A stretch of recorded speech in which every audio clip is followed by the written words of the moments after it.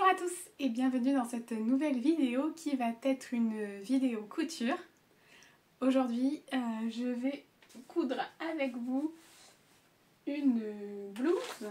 Alors c'est un patron vintage que j'ai trouvé en ressourcerie. Donc c'est les patrons élégance et c'est le 6316. Je sais pas si on peut le retrouver ou si jamais vous tombez dessus dans une ressourcerie. C'est celui-là. Et moi je vais faire la version manche longue comme ça. Et en fait c'est un modèle de chemise qui a des pinces, enfin des plis creux à l'avant et à l'arrière, deux plis creux à l'avant et à l'arrière, ainsi qu'un pli plat tout en haut. Je fais la version du coup manche longue. Et le patron donc a déjà été découpé en taille 14. Il y avait des modifications de fait au niveau de la tête d'emmanchure. Alors comme c'est ma première version, j'ai recollé le petit morceau qui avait été découpé pour faire une carrure de taille 14. Mais elle avait découpé une carrure taille 10 je crois. Et le reste en 14. Mais moi je vais la réaliser en taille 14. Donc taille 14 ça correspond au 42 en taille française. Et je me suis basée par rapport au tour de poitrine. J'aurais peut-être pu faire une taille 12, mais bon, j'étais un petit peu entre les deux tailles, donc pour être bien, j'ai fait taille 14, mais j'aurais peut-être pu faire taille 12, parce que finalement, elle est peut-être un petit peu grande, parce que j'ai déjà fini. Je tourne l'introduction après.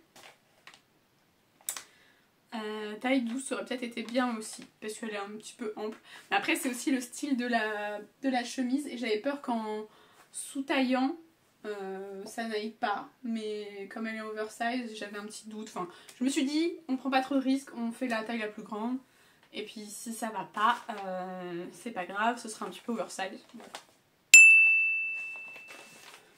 Et je l'ai réalisé dans ce tissu qui est un ancien drap que j'avais acheté à une brocante. Je vous l'avais montré dans mon premier retour de brocante. Je crois que je l'ai payé 2 €, quelque chose comme ça. Parce qu'en fait il est taché et donc du coup j'ai dû jouer un petit peu à trouver où il n'y avait pas de taches. Parce que la première fois j'ai découpé et je me suis rendu compte au moment de thermocoller que j'avais des taches. Donc j'ai dû redécouper certaines pièces. Et voilà. Et après donc c'est pas si épais mais ça a une bonne tenue, donc la chemise se tient quand même assez bien. Et par rapport au modèle juste ici, le col se plaçait pas de la même façon du fait de la rigidité du tissu. Donc j'ai rajouté un bouton supplémentaire après l'avoir porté et j'ai vu que ça n'allait pas. Donc j'ai rajouté un bouton. Et voilà. Je vous laisse avec la suite de la vidéo.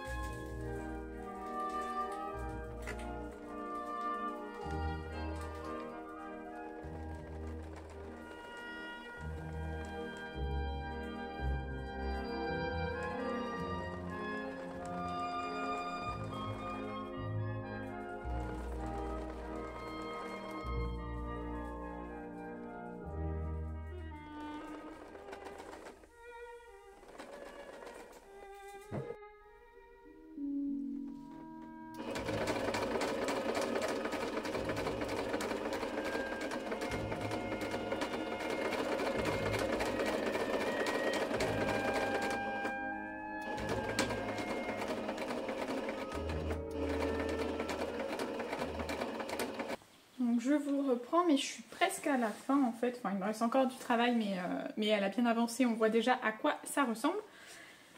Là, j'ai le col qui est assemblé. La partie à l'intérieur aussi. J'ai repassé mon pli jusqu'en bas parce que ça faisait bizarre quand je l'ai essayé. J'ai mis mes épingles pour bloquer mes emmanchures. Enfin, ma tête d'épaule et... Non, ma tête d'épaule c'est là. Enfin bref, vous avez compris. Et le haut du dos. Et sur les côtés, je suis à ma deuxième piqûre parce que je fais des coutures anglaises sur le côté. Voilà. Et au niveau des manches, j'ai fait ma première piqûre pour mon ouverture de manche et je vais faire la deuxième. Voilà. Et après il y aura le poignet de manche, il faudra assembler les manches, l'ourlet, tout ça.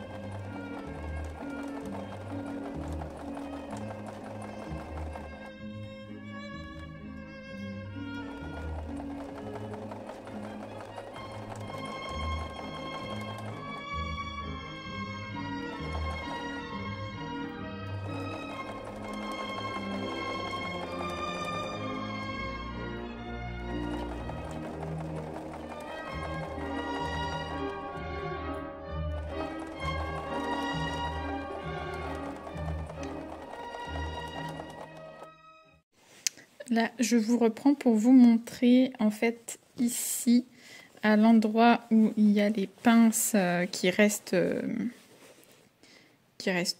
ouvertes en haut, donc je ne peux pas couper le surplus de tissu.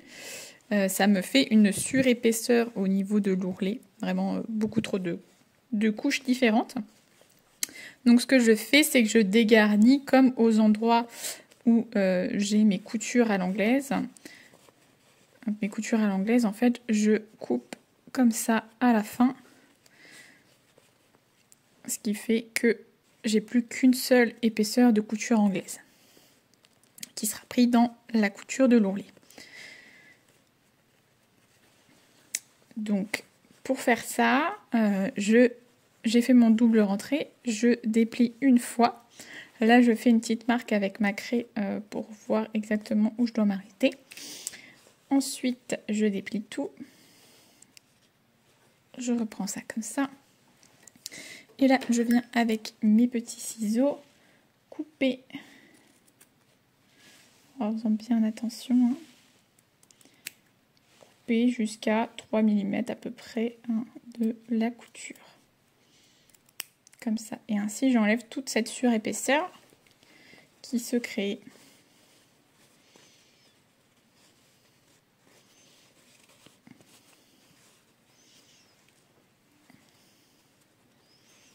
Et je vais faire ça partout.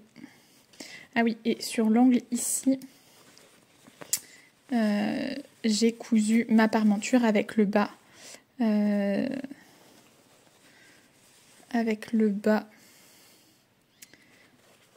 En faisant un angle. Comme ça, quand je retourne,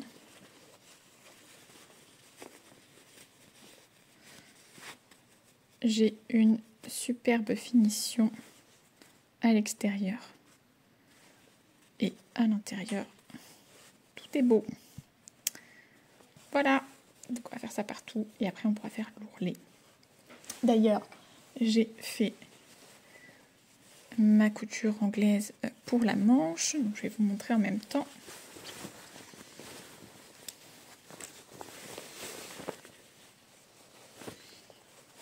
Hop. Donc, je vais pas encore repasser sur l'endroit, mais c'est une belle couture bien propre. En plus, on a les petits V qui se regardent, c'est marrant.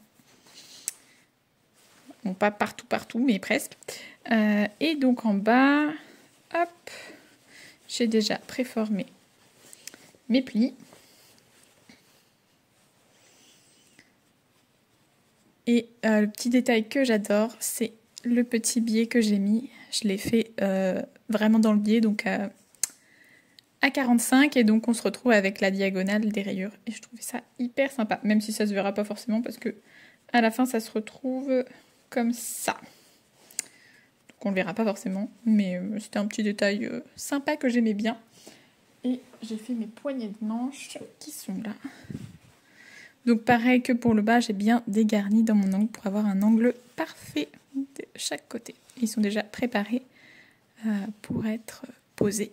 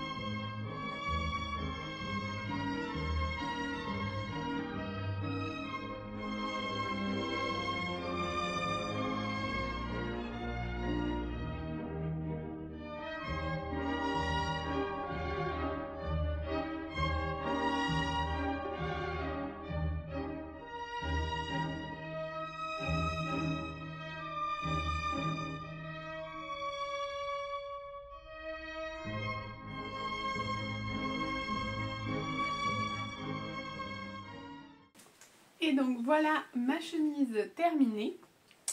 Ce que j'ai fait c'est ça, c'est ce que je vous expliquais, j'ai rajouté une boutonnière ici. Je ne l'ai pas encore ouverte, j'ai pas encore cousu le bouton de l'autre côté, mais je l'ai déjà rajouté. C'est un modèle normalement qui est prévu pour avoir des épaulettes, mais je n'en ai pas mis.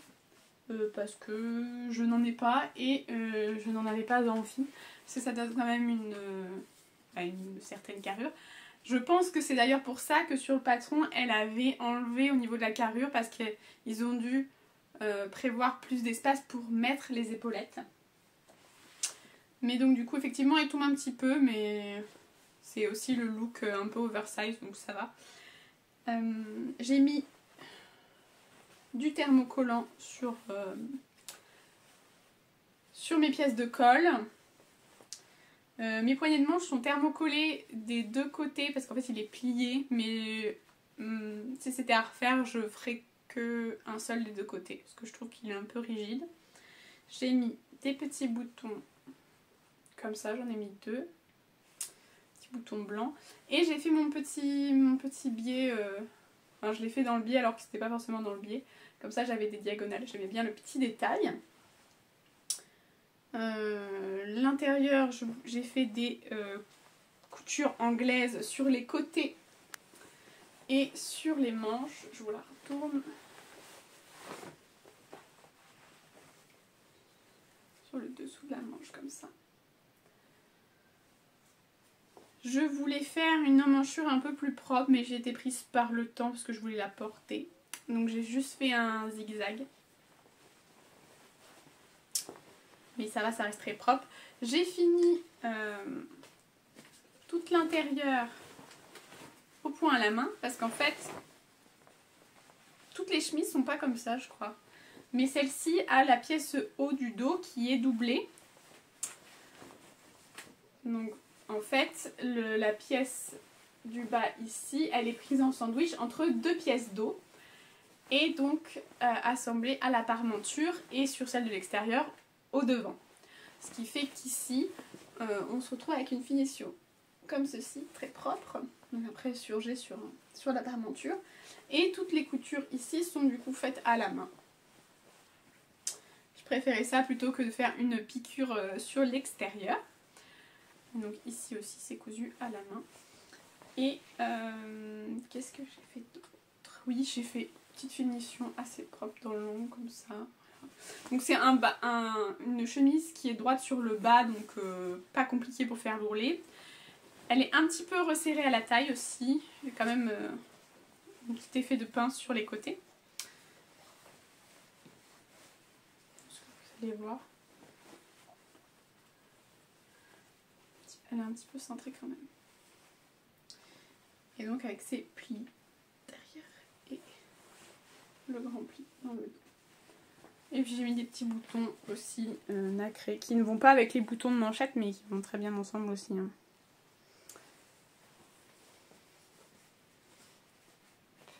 Et sur la tête d'épaule, il y a des petites fronces. C'est pas très bien expliqué dans le patron parce qu'il n'y a pas dans. C'est pas écrit sur le patron. Sur le patron. C'est juste écrit dans les explications. Mais voilà. Et si sur le poignet, j'ai fait une piqûre dans le sillon pour attacher l'autre partie du poignet. Comme ça. Et donc de l'autre côté, c'est une piqûre dans le sillon. Pas que ça se voit. Voilà. Et voilà. Donc j'espère que cette petite vidéo vous aura plu. Moi, je vais vous laisser avec les images du vêtement porté. Et en attendant la prochaine vidéo, je vous fais des gros bisous.